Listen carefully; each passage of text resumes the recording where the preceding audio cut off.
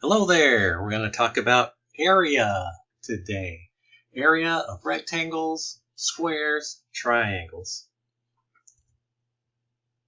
So before we begin, can anyone name the shapes? Pause the video, see if you can do it.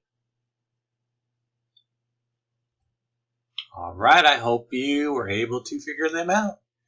We have rectangles at the top left-hand corner. Triangles, we have a group of triangles, different types of triangles.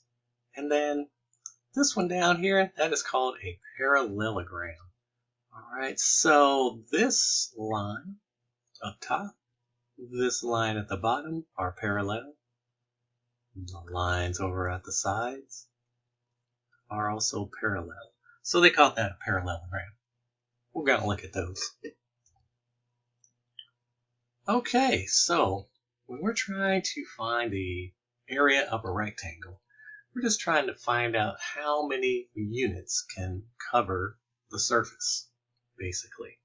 Okay, and so in this example here, we have one square unit that we're going to use.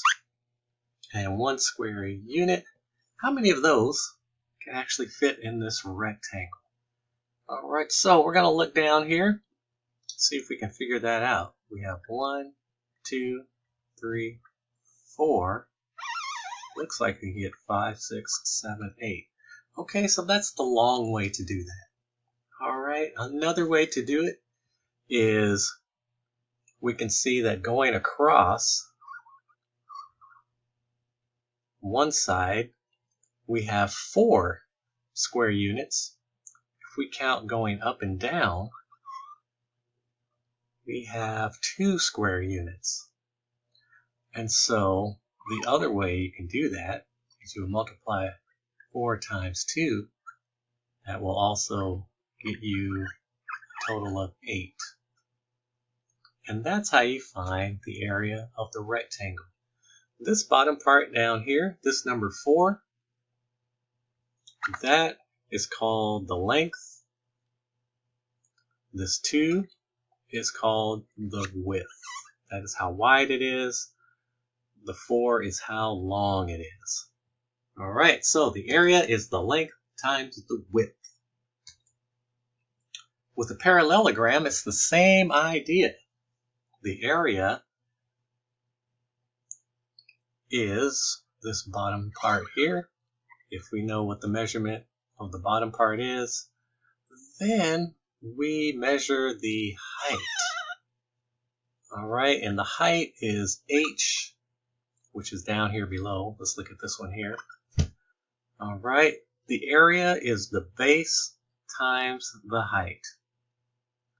So if the base was, let's say, 5, base is 5, the height maybe is 3.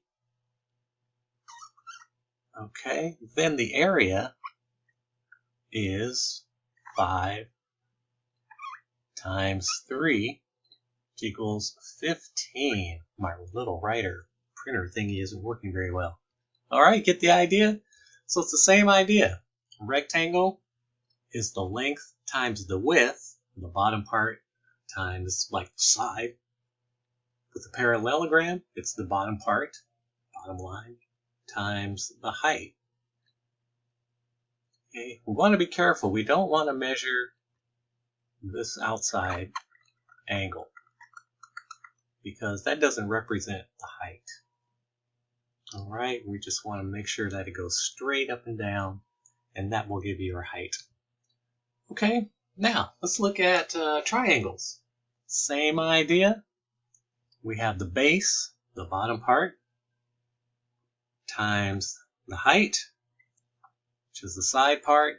But with the triangle, we do one extra step. We divide it by 2. If you look over here on the left side at this triangle here, let's look at this one. Okay, it goes all the way around. If we were to slice it in half, like we just did there, then that would cut half of the area, right? And so that's why we divided by 2. So an angle is the same thing. The base times the height. One more step, divided by 2. Base times the height divided by 2. All right, if this base, let's take a look. We're going to say this base is 8. And the height is 4. Let's see, I'm going to write it up top here. The base is 8.